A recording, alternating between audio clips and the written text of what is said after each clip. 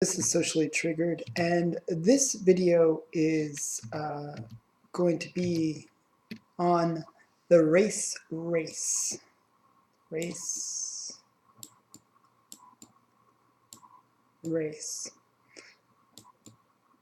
the race is very simple.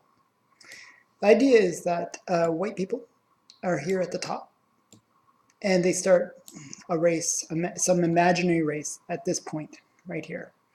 And the race goes to here, way down the line. And then black people, well, they start here. They start back here.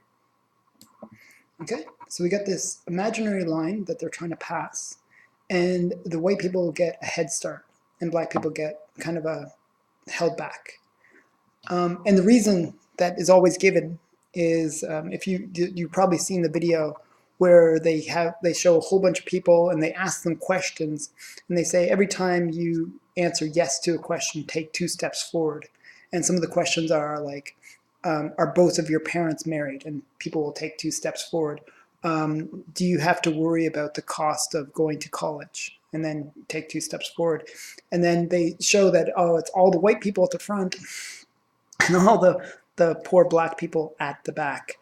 And that's sort of the narrative that the people try to create. And I call it the race. And the way the race works in the end is it shows that, oh, white people have all these privileges, they get a big head start, and all the black people get, well, they get kind of screwed over. So the question is, let's look at it, let's think about it, and think, well, what are some of those advantages? And is this even a fair comparison? So one of the things that they look at would be, are parents actually married? You know, well, is this racism, or is this a problem within the black community? When you have, like, you know, the rate of divorce is really high right now in the U.S. It's actually insane. It shouldn't be as high as it is, but it's. I kind of blame feminism, and the feminists out there. Yes, I blame you. So basically, it's women have been told that they don't need a man, and they've been encouraged to get divorced. And sometimes divorce is necessary, but most often it has a negative impact on the kids. And if people maybe put a little bit more effort into staying together, maybe they could raise healthier, happier kids. But the point is, our society has been discouraging it, and it's affecting all groups within our society.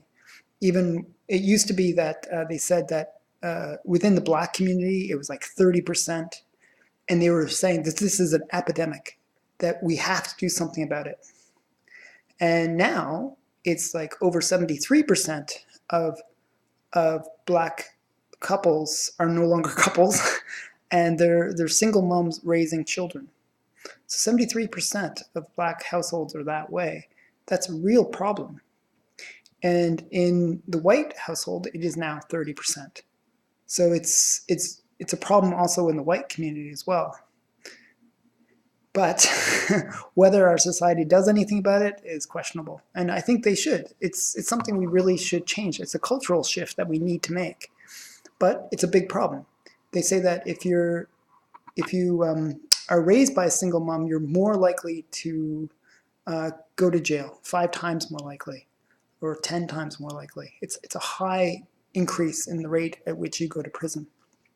If you are raised by a single mom, you're also less likely to graduate from high school and less likely to go to college. So a huge problem, and it's a big setback. So, but this is not racism, because it's the individual choices that are being made by people, that they're being discouraged from staying together, and they have to change that mindset. Another problem we see is, if you look at the lines again, they would say, well, part of the reason that white people have such a high advantage is on average, they go to school more often, university. They complete high school more often. They have higher income. Their parents are more likely to stay married. These are all advantages that white people have. But again, these are all decisions that people can make to better off, give their children advantages. So if you're a couple, what you do is you stay together. You don't go to prison. That's a big problem that is also within the Black community. It's like 5 or 10 times the criminal rates. 1 in 5 Black people in America will have gone to prison sometime in their life. That's insane. That's way too high. And if you have that high in criminal rates, then you're going to have negative effects. And it can actually be something that's multi-generational, where if your father went to prison, you're probably more likely to go to prison as well. Because again, you're now with a single mom. You also have that role model of your father having gone to prison. And then there's a whole cultural thing where they sort of glorify the prison lifestyle. It's like the baggy pants. That's actually a prison culture. And it has detrimental effects on the society. So if your society is built on these kind of cultural norms that it's okay to have gone to prison, or actually it's a benefit to have gone to prison, then that can really set you back. Okay, and this is not because of racism, because it's something within the community, the Black community, and it needs to be addressed. But if we always say, hey, there's racism because white people get an advantage over Black people, then we're actually setting up these Black people for failure, because we're not telling them the truth. And the truth is that they're back here because of their own bad decisions. And we got to address those bad decisions if we really want to get people up here and make it so that they're, on par with their white counterparts. Okay, so I'm not a big fan of this whole idea of the race, by the way. The other thing that I don't really get is, why do we have to have everybody starting at the same point? One of the things I've heard is they like to bring people up to the line, but sometimes they actually say, well, they got to bring people back and have white people push back. And there was, it was actually George Bush that started this whole thing way back when, with No Child Left Behind, where they, instead of raising people up or forcing people to live up to some higher expectation, they actually lowered the bar in order to help more kids get through. Also, they did things like, the whole educational system changed, where they were no longer failing kids. It was just really bad. It was decentivizing people to work harder and to excel. When you try to make everybody equal, actually it discourages people from trying to excel. Because what's the point? You're only going to be either held back, or you have nothing to look up to, because people are going to come bring the bar back down to you. So I always hate the whole idea of equality and trying to make everybody equal. But this whole idea of this white line and Black line actually ignores some other factors. When they look at the incomes of Black people versus white people, well, there is a disparity. And it's like 70 cents or 60 cents on the dollar kind of disparity. But there's something that they never mention. If you look at the average age of Black people versus the average age of white people, there's a 10-year difference. White people are 10 years older on average than Black people in America.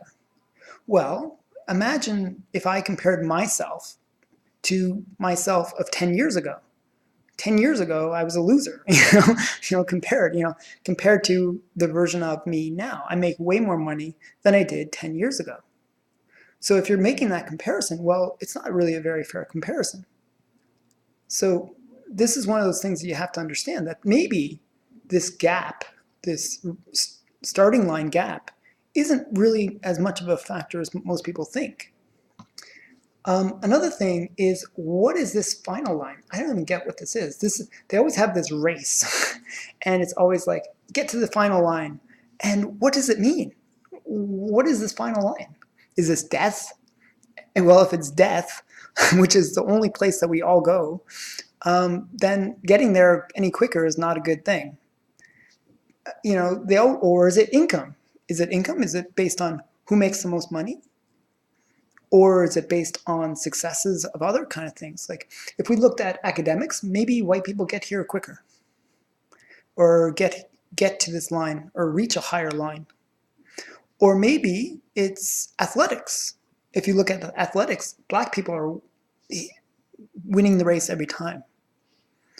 It's disproportional, but that's maybe because of different things. Like back into the academics, Asian people are excelling way better than every other race because they have good work ethics, they value education, they do things differently. And as a result, they excel. So if we change the culture, if we look at the cultural things within our different groups, maybe we can say, hey, let's ignore this race altogether and just focus on what makes us more successful. So this has been sort of my ideas about it. I always hated the whole concept of the race. There's so many videos about it, and it's usually like these left-wing kind of things where they promote the idea that, oh, blacks are really oppressed and it's white people that are oppressing them. But it's a false narrative. It's most often that it's their own decisions that influence them and really set them up to either fail or succeed. My goal is I don't like equality. I actually prefer inequality.